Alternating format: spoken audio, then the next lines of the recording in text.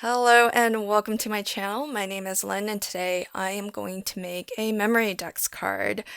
I picked up this die set from Scrappy Boys during their Black Friday sale last year, and this is the first time I'll be crafting with it. So I'm very excited to finally break out this die set and make a Memory Dex card. So this particular one you can use to make a aperture window or even a shaker if you wanted. So it's pretty versatile, and there are, if you are interested in Memory Dex card dies, there are quite a few different versions offered by Scrappy Boy. So I'll leave a link to this particular one, but that will take you over to their website where you can check out all of the other variations. I've taken the largest die and I've cut out this gorgeous pattern paper, which is from the Not Too Shabby Shop box of the month. And it is one of two paper pads that does come in the box of the month. This one happens to be the Hoppy Frogs paper pad. And what I'm going to do, I'm going to use this die set just a little bit differently. So what I'll do is cut an aperture window out, and I wasn't exactly sure which side I wanted to be the front because I kind of like the back of this pattern paper as well, and so I was kind of deliberating whether I wanted the reverse side of this to be the front, but ultimately I decided this will be the front, and I just took the smallest die in the set and cut an aperture out of the center of that panel. And then what I'm going to do is I'm actually going to cut a slit on the fold line at the top. And I will, I cut down another, this is leftover scraps of the pattern paper from the same paper. That was cut to 3¼ inch. And I gave myself some marks with a white gel pen just so that it's easy to see on that dark pattern paper. And that way I can drop my blade in and then cut right in the center just to make this slit right in the center.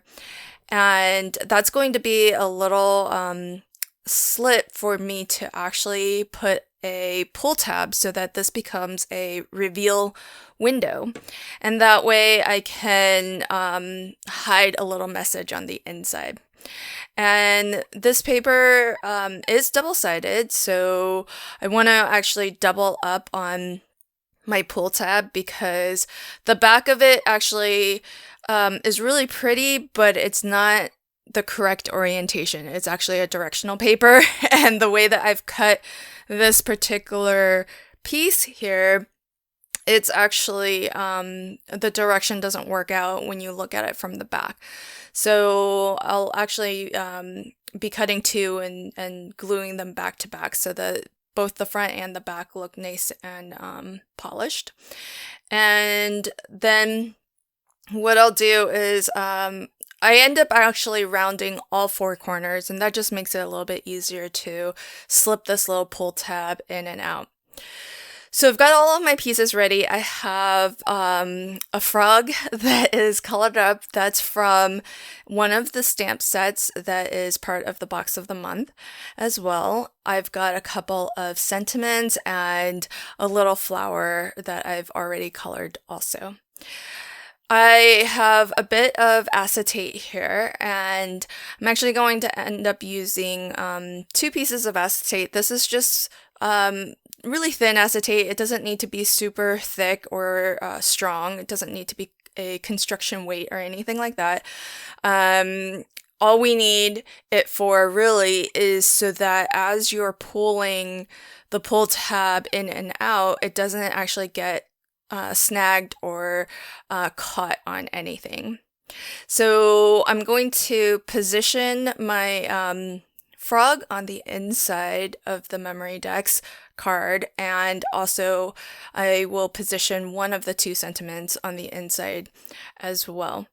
So now is a good time to mention that I am actually part of a Crafty Fun Collaboration Hop. So a handful of crafty friends of mine and I are all sharing Memory Dex cards. And if you are interested in checking out some more inspiration with Memory Dex cards, open the description box below and you'll have direct links to everybody who is participating in this hop. As well, you can click on the hashtag Crafty Fun Memory Dex, and with YouTube, sometimes the hashtag links work and sometimes they don't. So ideally, it will bring up all of my crafty friends who are participating in this hop.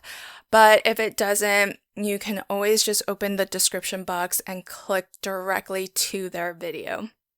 So this bit of acetate here, I'm going to cover completely my frog and the sentiment because of just those differences in layers of cardstock.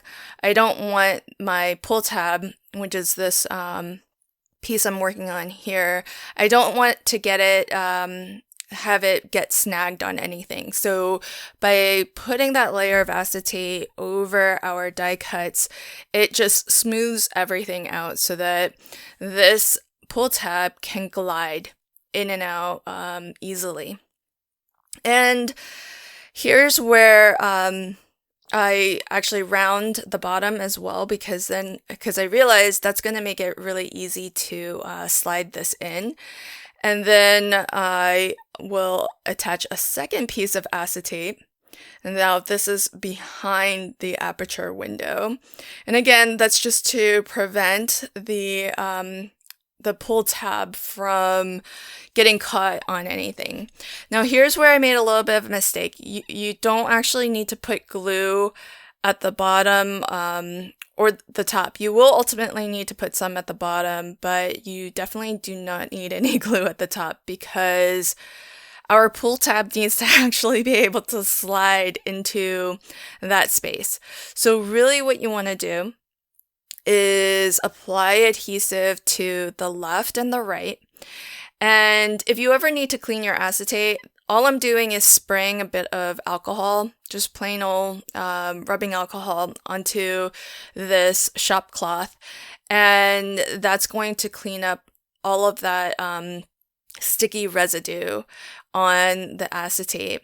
And just to really make sure that everything, nothing is tacky, I put a little bit of baby powder. You could use an anti-static powder as well. And that's just going to make sure that everything is nice and smooth. So what you want to do, what you really want to do is glue the two sides and the bottom of that flap. And make sure, I like to make sure before everything dries that I can still slide my pull tab in. And that gives us our mechanism. So now we've got this cool aperture window, a pull tab that we can take out completely and insert back in if we want, and we've got a hidden message behind that.